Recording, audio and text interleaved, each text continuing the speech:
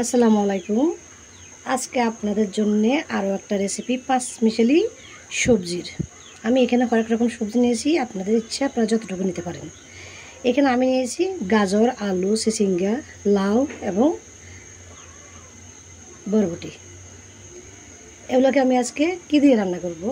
একেবারে ভালো করে কষিয়ে মুসুর ডাল দিয়ে রান্না করব, ঝাল ঝাল করে রান্না করব। তাতে দেখতে থাকুন আমার রেসিপিটা আজকে কেমন হয়।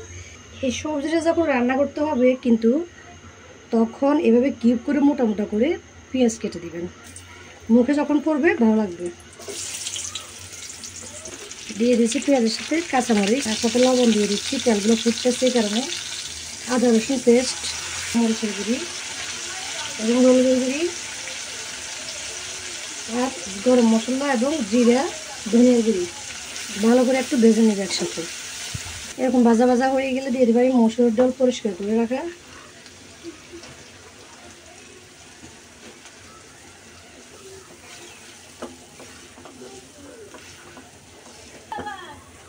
দিয়ে দিচ্ছি একটু পানি। ভালো করে কিছুক্ষণ কষিয়ে নিব মসুর ডালগুলোকে। ঢাকনা দিয়ে ঢেকে দিচ্ছি 2-3 মিনিট। এভাবে মসুর ডালগুলো ফুটে আসা পর্যন্ত কষিয়ে নেব।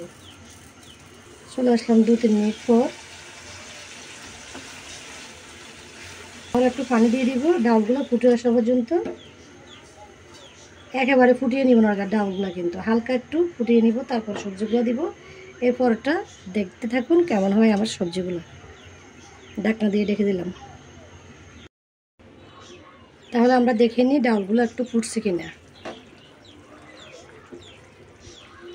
হ্যাঁ, ডালগুলো হালকা হালকা ফুটে আছে, এই যে দেখুন। এবার আমি দিয়ে দিব সবজিগুলো।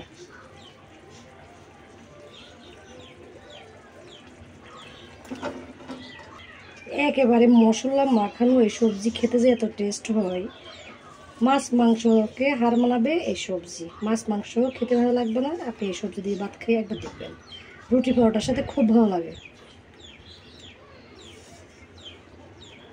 এখানে কোনো পানি দিব না, আমি আবারও ঢাকনা দিয়ে দিব। দেখুন চলে আসছি কিছুক্ষণ পরে। এখানে দেখুন সবজিগুলো একেবারে সিদ্ধ হয়ে বসে বসে গেছে,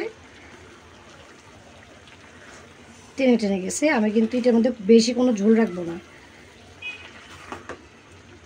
ডালগুলো নিয়ে দিয়ে লেগে যাচ্ছে, এই কারণে আমি আর একটু সামান্য পানি দিব। চুলার আঁচটা কমিয়ে ঢাকনা দিয়ে দিব গাছগুলো সহ ভালো করে সিদ্ধ হয়ে আসার জন্য। তাহলে দেখুন একেবারে সিদ্ধ হয়ে গেছে সবজিগুলো, ডাউলের সাথে মিশে গেছে। এবার আমি চুলা থেকে নামিয়ে নিচ্ছি। চুলা থেকে নামিয়ে কিন্তু আরও একটা কাজ আছে। দিয়েছি সয়াবিন তেল আর পেঁয়াজ আর রসুন কুচি করে দিলাম, ভালো করে একটু ভেজে নেব। পেঁয়াজগুলোকে একেবারে এরকম ভাজা ভাজা করে নিব রসুন সহ। এবার দিয়ে দেবো আমি এখানে সবজিগুলো।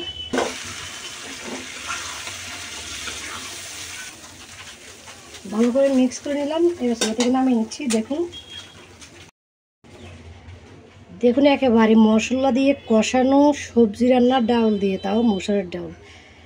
দেখতে এত সুন্দর লাগতেছে, খেতে কিন্তু অনেক টেস্ট হয়। একেবারে মাংস ছাড়া বাসায় এই জিনিসটা রান্না করে ভাত খাবেন, খুব ভালো লাগবে। আজকের রেসিপিটা এখানে শেষ করে তাহলে বিদায় দিচ্ছি। সবাই ভালো থাকবেন, আল্লাহ হাফেজ।